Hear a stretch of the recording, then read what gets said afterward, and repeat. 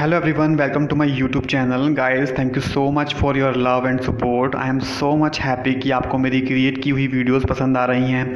ऐसे ही मोटिवेट करते रहिए, इसी तरह की वीडियोस मैं आपके लिए लाता रहूँगा। Hello students, this is Vinod. आज हम आपकी एक पोएम शुरू करेंगे, माई मदर एट 66, जिसमें टोटल 4 स्टैंजास हैं और हम एक एक करके उन्हें कवर करेंगे। And this is your first stanza. Guys, अगर आप इस पोएम को ब्रीफ में समझें कि ये पोएम है क्या, तो बेसिकली इसमें पोइट जो है वो अपनी मदर, जिनकी एज 66 है, उनके साथ एयरपोर्ट जा रही हैं। रास्ते में वो देखती हैं कि उनकी मदर जो हैं वो एक हल्की नींद ले रही हैं और उनका पूरा शरीर बिल्कुल कमज़ोर पड़ा हुआ है, बहुत ओल्ड हो गई हैं। और ये सब बातें जो हैं वो पोइट को बहुत ज़्यादा परेशान कर रही हैं। फिर वो क्या करती है, वो अपने माइंड को डाइवर्ट करने के लिए कार से बाहर देखना शुरू कर देती है। तो उसे कार के अंदर का सीन और उसे कार के बाहर का सीन, इसमें बहुत बड़ा फ़र्क दिखाई देता है। तो कार के अंदर वो अपनी बूढ़ी, कमज़ोर और ऊर्जा से विहीन माँ को देखती है, जबकि कार के बाहर उसे young, active and energyful children और लहराते हुए पेड़ दिखाई देते हैं। तो एक कॉन्ट्रास्ट यहाँ पर क्रिएट किया है पोइट ने। और फिर एयरपोर्ट पर भी वो दोबारा से अपनी माँ की तरफ देखती है, ये जानते हुए भी कि वो शायद अपनी माँ से दोबारा मिले या फिर ना भी मिले, उनको बाय करके चली जाती है। So this is like in very brief the poem is all about. तो अगर हम वैल्यू की बात यहाँ पर करें तो पोएम ये डिपिक्ट करने की कोशिश करती है कि किस तरीके से बच्चे समटाइम्स चाहते हुए भी अपने पेरेंट्स की केयर नहीं कर पाते, चाहते हुए भी ओल्ड एज में अपने पेरेंट्स का साथ नहीं दे पाते। तो ये सब इमोशंस जो है, ये सब फीलिंग्स जो हैं, इस पोएम के थ्रू यहाँ पर रिफ्लेक्ट हो रही हैं। और साथ में एक ओल्ड एज और यंग एज का जो कॉन्ट्रास्ट है वो बहुत ही ब्यूटीफुल तरीके से इस पोएम में दिखाया गया है और समझाया भी गया है। सो गाइज, एग्ज़ाम के पॉइंट ऑफ व्यू से अगर मैं बात करूं तो इस स्टैंजा को एक स्टैंजा एग्ज़ाम में दिया जाता है, जिसके साथ आपसे 4 क्वेश्चंस इस स्टैंजा से, या जो भी स्टैंजा आपके एग्ज़ाम में आएगा उस स्टैंजा से रिलेटेड 4 क्वेश्चंस आपसे एग्ज़ाम में पूछे जाते हैं।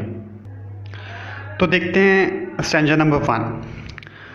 Driving from my parents home to Cochin last Friday morning, I saw my mother beside me, doze open mouthed. It means कि पोइट अपनी मदर से मिलने आई थी और अब वो कोचीन एयरपोर्ट जा रही हैं।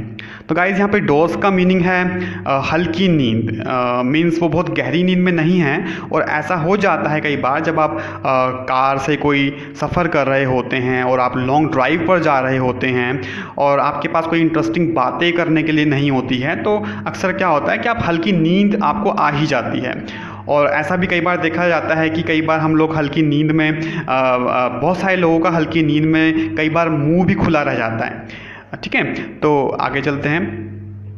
हर face ation like that of cops. तो गाइज, यहाँ पर एशन का मतलब है पीला पड़ जाना और कॉप्स का मीनिंग होता है डेड बॉडी। तो यहाँ बताया गया है कि पोइट की मदर का जो फेस है वो ऐसा पीला पड़ गया है जैसे कि कोई डेड बॉडी हो। एंड रियलाइज्ड विद पेन, ये भी चीज़ समझने वाली गाइज यहाँ पर कि पोइट को इन इमोशन से, इन फीलिंग से क्या होता है, पेन हो रहा है, एक दर्द हो रहा है। देखिए, किसी के भी पेरेंट्स ओल्ड होते हैं तो हम क्या होता है, जब हम उनकी तरफ देखते हैं, अपने ओल्ड पेरेंट्स की तरफ देखते हैं या फिर अपने ओल्ड ग्रैंड फादर या ग्रैंड मदर की तरफ देखते हैं, तो नेचुरली क्या होता है, एक पेनफुल फीलिंग्स हमारे दिल के अंदर आ जाती है। कभी कभार हमारे मन में तो बुरे बुरे ख्याल भी आने शुरू हो जाते हैं कि कल को इनकी डेथ हो सकती है, पता नहीं ये लोग कितना और जिएंगे। तो गाइस, डेथ तो कभी भी किसी की भी हो सकती है। Death is ultimate. एक छोटा बच्चा जो पैदा होता है, हो सकता है वो भी ज़्यादा दिन तक ना जी पाए, और एक ऐसे भी इंसान होते हैं जो कि 100 वर्ष जीकर चले जाते हैं। तो डेथ का कोई फिक्स कैलेंडर नहीं होता, उसकी कोई फिक्स डेट नहीं होती है। Death has no calendar. ये किसी को भी और कहीं पे भी आ सकती है। It's ultimate. ओके, तो बट होता क्या है कि जो ओल्ड, मतलब जो लोग होते हैं, जो ओल्ड एज हो जाते हैं, उनके बारे में कई बार हमें ज़्यादा डर लगता है कि पता नहीं ये अभी कितना दिन जिएंगे। तो ये सब जो रियलाइजेशंस हैं, ये जो सब इमोशंस, ये सब फीलिंग्स जो यहाँ पर हैं, वो एक पेनफुल सेंसेशन क्रिएट करती है हमारी बॉडी के अंदर। Now that she was as old as she looked. So guys जो पोइट की मदर है वो अपनी उम्र के इक्वल लगती हैं, बल्कि मैं कहूँ तो उम्र से भी ज़्यादा बूढ़ी लगती है। आपने देखा था एक लाइन में जो हमने अभी पढ़ी पोएम के अंदर कि she is looking like a cops. तो यहीं से ही हमें पता चल जाता है, हमें एक डाउट हो जाता है कि जो मदर है वो 66 की तो लगती ही हैं, बल्कि 66 से भी ज़्यादा उम्र की लगती है। वो एक उम्र दराज औरत लगती है, जिनकी कई लोग होते हैं ऐसे कि जो अपनी उम्र से छोटे लगते हैं, कई लोग होते हैं जो अपनी उम्र से बड़े भी लगते हैं, कई लोग अपनी उम्र के इक्वल लगते हैं। तो यहाँ पर ये बताया गया है कि जो पोइट की मदर है वो अपनी उम्र मीन 66 की तो लगती ही हैं, बल्कि वो 66 से भी ज़्यादा उम्र की लगती हैं। So I think this is a very simple stanza जो हमने यहाँ पर अभी कवर किया है। अब देख लेते हैं कि एग्ज़ाम में इस स्टैंजा से रिलेटेड कौन से क्वेश्चंस अक्सर एग्ज़ाम में पूछ ले जाते हैं। Question number 1, name the poem and the poet.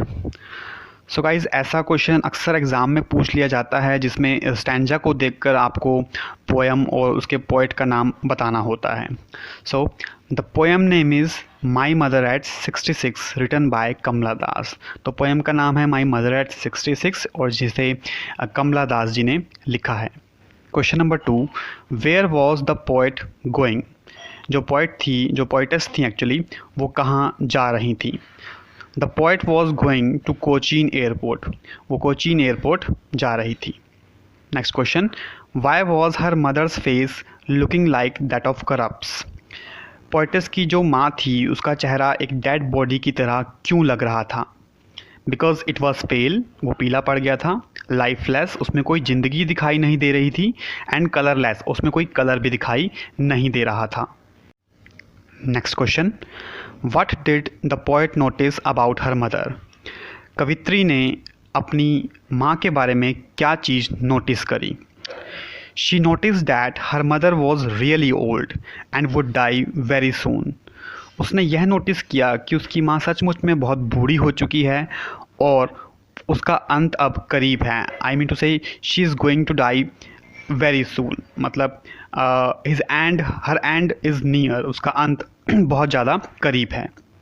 Next question, identify the figure of speech used in these line.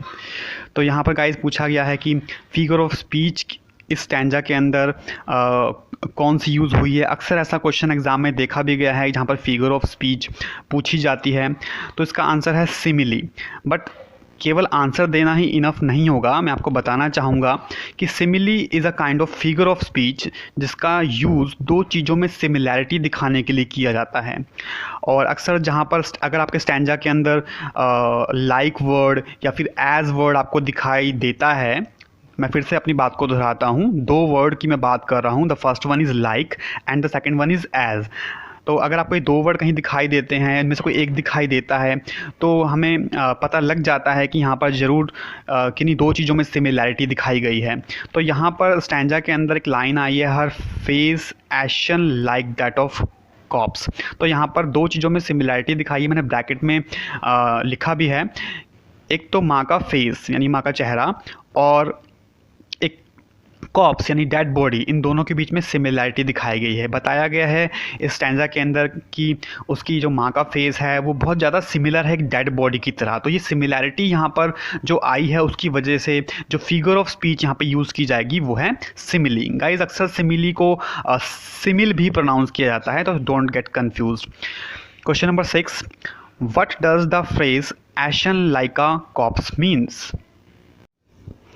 It means the poetess mother has become like a dead body which has lost its colors. इसका मतलब ये है guys कि जो कवित्री की माँ है वो एक डेड बॉडी की तरह हो गई है जिसने अपने सारे कलर्स खो दिए हैं। Next question, why was the realisation painful. Stanza के अंदर जब मैंने आपको पोएम की ब्रीफ समरी बताई थी गाइस, तो उन्हें बताया था कि इस पोएम के अंदर कुछ फीलिंग्स हैं, कुछ इमोशंस हैं, एक पेनफुल सेंसेशन यहाँ पे क्रिएट की गई है। तो वो जो एहसास यहाँ पर हुआ है वो पेनफुल क्यों है। रियलाइजेशन का मतलब एहसास होता है गाइस, और पेनफुल मतलब दर्द भरा। तो यहाँ पर जो पोएटेस को जो रियलाइजेशन हो रही है वो दर्द भरी क्यों है, Y. The realization was painful because it brought a fear of separation from her mother and a sense of helplessness at her inability to do anything for her mother. तो गाइज़ हम सबको पता है कि जब अक्सर देखा जाता है कि पेरेंट्स जब या फिर जैसे हमारे ग्रैंड फादर होते हैं, ग्रैंड मदर होते हैं, जब वो बहुत ज़्यादा बूढ़े हो जाते हैं तो क्या होता है कि एक दिन ऐसा हमें एक डर होता है, हमें एक फ़ियर होता है। वो फ़ियर ये होता है कि एक दिन they would die one day, वो जब वो मर जाएंगे तो हम उनसे अलग हो जाएंगे, हम उनसे सेपरेट हो जाएंगे। तो एक फीलिंग ऑफ सेपरेशन का डर जो होता है वो हमेशा हमारे मन में लगा रहता है।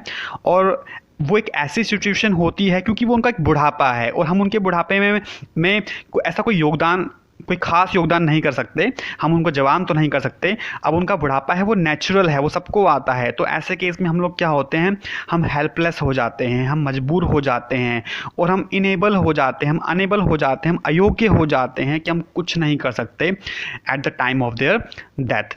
तो वही चीज़ एक पेनफुल रियलाइजेशन यहाँ पर जो पोएटिस है उसको हो रहा है।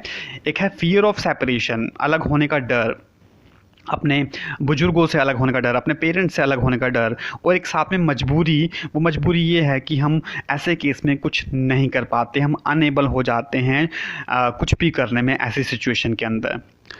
सो गाइज़ ये जो थे इस स्टैंजा से रिलेटेड कुछ क्वेश्चंस थे और उसके आंसर मैंने आपको बताने की कोशिश करी है। और नेक्स्ट वीडियो में हम इसी पोएम के स्टैंजा नंबर 2 को स्टडी करेंगे। एंड गाइज़ अगर आपको मेरी वीडियोस पसंद आती हैं तो please like, share and subscribe my channel. Thank you so much.